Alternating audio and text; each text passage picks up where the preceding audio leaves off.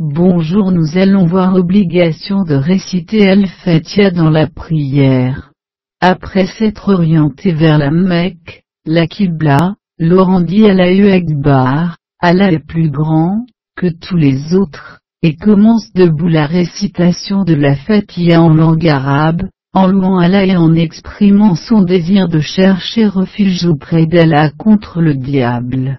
Il continue avec de nouveaux versets du Coran qu'il a lui-même choisis, souvent une sourate comme Al-Ikhlas, puis il se prosterne, le front doit toucher le sol, et termine la prière par la salutation islamique, Assalamu alaykum, adressée, selon la foi musulmane, aux deux anges assis à sa droite et à sa gauche.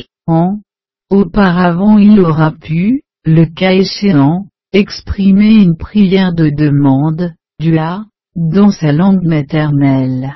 En raison d'un hadith qui affirme que la prière de quiconque ne récite pas la sourate Al-Fatiha est invalide, de nombreux savants musulmans insistent sur l'importance de cette sourate dans leurs commentaires. En pratique, cela signifie que les musulmans qui font leur prière quotidienne selon les règles traditionnelles, récitent cette sourate au moins 17 fois par jour au minimum, si on ne compte que les 5 prières obligatoires, 2 pour la prière du matin, 4 pour celle du midi, 4 pour celle de l'après-midi, 3 pour celle après le coucher de soleil et enfin 4 pour celle du soir.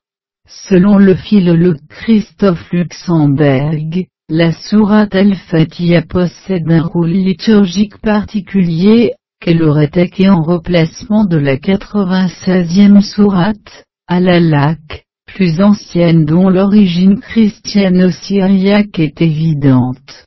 Je vous remercie.